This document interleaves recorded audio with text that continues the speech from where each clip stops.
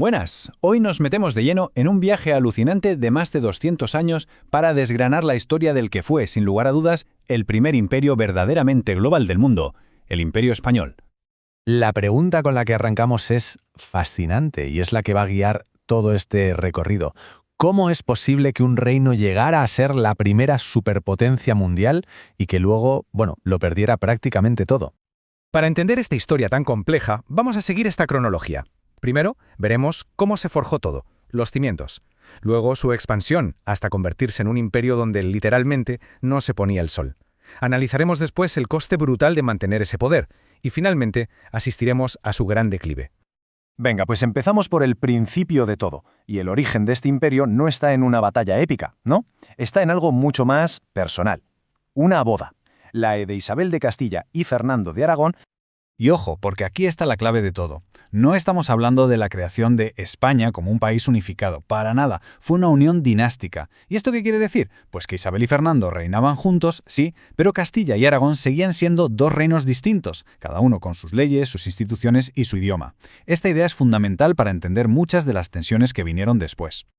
Los reyes católicos eran, desde luego, muy astutos. Tenían un objetivo clarísimo, centralizar el poder en sus manos. Y para conseguirlo, pues crearon un ejército profesional que solo les era leal a ellos, no a los nobles, usaron la Inquisición como una herramienta de control social y político, y tejieron una red de alianzas con bodas estratégicas para dejar completamente aislada a su gran enemiga, Francia. Estaban poniendo los cimientos de un Estado moderno, mucho más autoritario.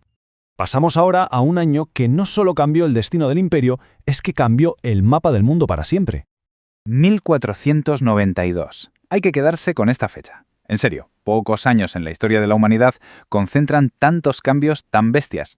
Es que en un solo año pasan tres cosas que lo cambian todo. Primero, la conquista de Granada, que culmina esa unificación territorial y religiosa. Segundo, la expulsión de los judíos, que, sí, consigue esa uniformidad que buscaban, pero a costa de una sangría económica e intelectual terrible. Y, por supuesto, la llegada a América, un hecho que redefinió por completo la economía, la política y la vida a escala planetaria. Con las bases ya puestas y todo un continente nuevo por explorar, entramos de lleno en la Edad de Oro del Imperio. Y lo hacemos con una nueva dinastía al mando, los Habsburgo, o como los conocemos aquí, los Austrias. El primer Austria, Carlos I, hereda un puzzle de territorios tan gigantesco que era literalmente un imperio global. Su gran sueño, su ambición, era unificar toda la cristiandad bajo su mando. Una idea que, claro, lo metió en guerras durante toda su vida. Si ponemos a Carlos frente a su hijo Felipe II, el cambio de mentalidad es brutal. Felipe hereda un imperio todavía más grande, porque encima anexiona a Portugal y todas sus colonias. Pero su objetivo ya no es la monarquía universal de su padre, no. Él se ve a sí mismo como el gran defensor del catolicismo, su campeón, contra la reforma protestante y cualquier otra amenaza. Y este nuevo enfoque, va a definir la imagen del imperio durante siglos. Y claro, defender esa fe salía carísimo. Este fue un siglo de guerra constante, desde la increíble victoria naval de Lepanto contra los otomanos hasta el infierno de la guerra en Flandes que desangró al imperio durante 80 años o el famosísimo desastre de la Armada Invencible contra Inglaterra. El poder español era inmenso, sí, pero los frentes de batalla también lo eran. Y esto nos lleva a la otra cara de la moneda. ¿De dónde salía el dinero para financiar un imperio global en guerra permanente? Y sobre todo, ¿a qué coste?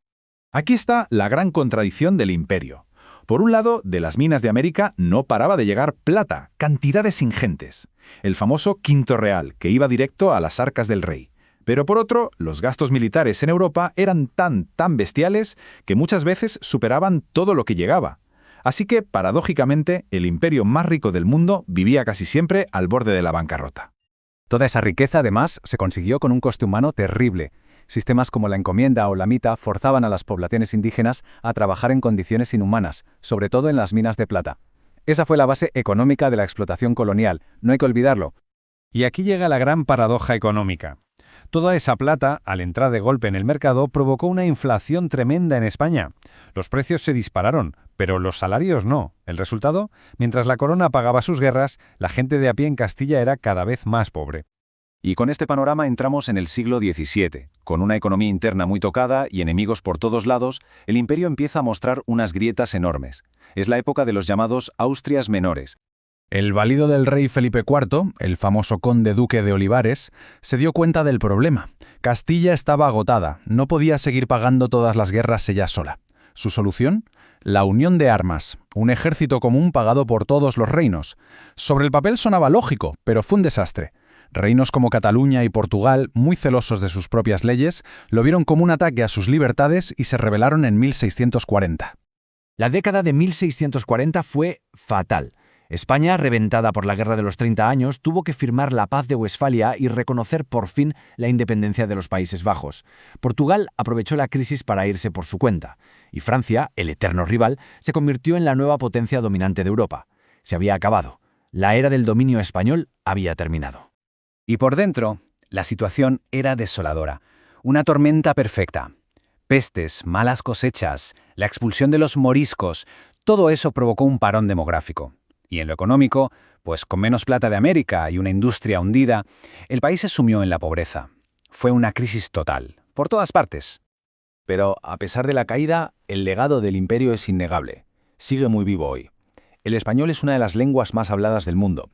El mapa religioso y cultural de América Latina es un resultado directo de esta época.